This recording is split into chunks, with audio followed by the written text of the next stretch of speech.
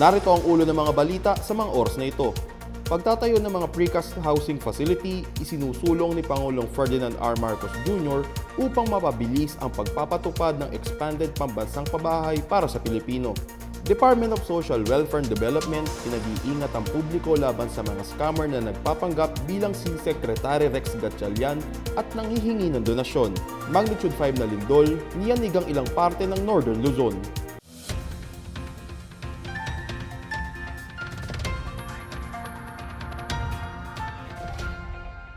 Ako po si John Dalistan para sa PNA Headlines.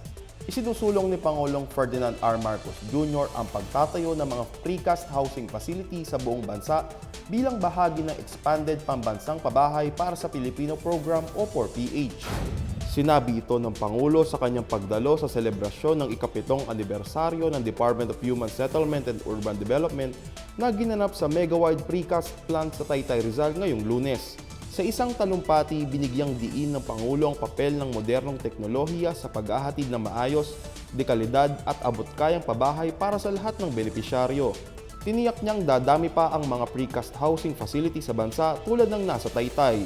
Ininspeksyon ni Pangulong Marcos ang pasilidad kung saan ginagawa ang mga bahagi tulad ng pader, poste at plataporma para sa mga pabahay na pinopondohan ng Pag-ibig Fund sa ilalim ng 4PH. Mula July 2022 hanggang January 2026, mahigit 423,000 na pabahay na ang naipatayo at pinondohan ng Administrasyong Marcos. Pinangunahan din ni Marcos ang ceremonial awarding ng mga susi para sa mga benepisyaryo ng vertical at horizontal housing sa Palayan, Nueva Ecija, San Mateo Rizal, Caloocan City, Imus Cavite, San Fernando Pampanga at Mamburao Occidental Mindoro. Inulunsad din ang UP Rental Housing Project kung saan pwedeng rentahan ng bahay sa loob ng campus ng University of the Philippines, Diliman.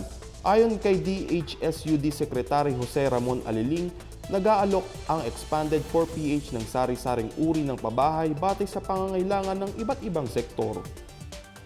Nagbabala ang Department of Social Welfare and Development o DSWD laban sa mga kawatang nagkukunwari bilang si Secretary Rex Gatchalian at humihingi ng donasyon. Sa isang post sa Facebook, sinabi ni Gatchalian na nabisto sa social media ang ilang account na ginagamit ang kanyang litrato, pangalan at maging ang contact number upang manloko. Ang ilan sa kanila nagpapakilala naman bilang tauhan niya. Kinokontak ng mga naturang scammer ang kanilang biktima sa mga messaging app tulad ng Signal at WhatsApp at humihingi ng malalaking halaga bilang donasyon para sa isang foundation. Nilinaw ni Gatchalian na hindi siya humihingi o nagbigay ng pahintulot na magsulisit ng pera. Sa hiwalay na pahayag, nanawagan si DSWD spokesperson Irene Dumlao sa publiko na magbantay at huwag makipag-usap sa mga naturang pekeng account. Sakaling makontak ng mga scammer, maaari silang magsumbong sa official Facebook account at mga field office ng DSWD.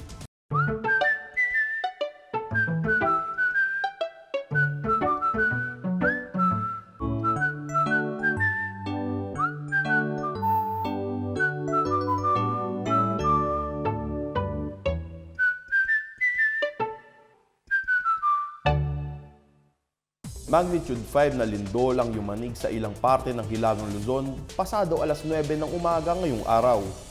Ayon sa Philippine Institute of Volcanology and Seismology of PHIVOLCS, matatagpuan ng sentro ng lindol 49 na kilometro sa timog kanluran ng San Esteban, Ilocos Sur.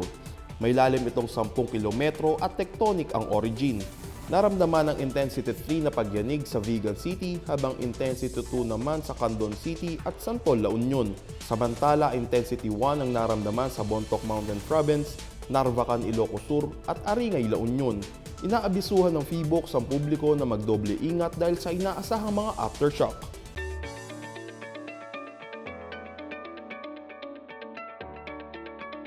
Inulunsad ng Bureau of Internal Revenue o BIR ang kanilang National Tax Campaign 2026 sa Philippine International Center. May temang mahusay na serbisyo, katumbas ng buwis mo. Binigyang diin dito ang misyon ng BIR na magbigay ng epektibo, transparent at maaasahang serbisyo publiko na katumbas ng bawat piso sa binabayarang buwis. Sa kanyang mensahe, sinabi ni BIR Commissioner Charlito Mendoza, ipagpapatuloy ng ahensya ang kanilang matatag at balanseng implementasyon na may kasamang progreso sa kanilang serbisyo. Matatandaang nakakolekta ang BIR ng mahigit 3.1 trilyon na halaga ng buwis noong nakaraang taon kung saan napanatili nito ang kanilang pataas na trajectory. Samantala, nagpamahagi ang Department of Agriculture ng mahigit 96 million pesos na halaga ng mga supply at kagamitang pangsaka sa 23 magsasaka at kooperatiba sa probinsya ng Kalinga. Sa kanyang mensahe, sinabi ni DA Undersecretary for Operations and Farm Mechanization Engineer Roger Navarro sa mga benepisyaryo na ingatan ng mga kagamitan dahil makakatulong ito sa kanila sa maraming taon. Kabilang sa naibigay ng ahensya ay ang isang solar irrigation system, spring development projects, irrigation canal, diversion dam, corn warehouse, drying pavement, hauling truck, rice drying system, livestock enterprise, heirloom rice project, Kadiwa grant at isang B4 livelihood project. Mahigit 1,800 na magsasaka sa probinsya ang matutulungan ng mga ito sa paghahanap buhay. Layunin din ng mga ipinamahaging tulong na palakasin ang agricultural productivity ng 565.7 na ektaryang sakahan sa mga munisipalidad ng Pinukpuk, Rizal, Pasig, Lubwagan, Tinglayan at Tabuk City. At yan ang pinakabago at pinakamainit na balita sa mga oras na ito, hatid sa inyo na PNA Headlines.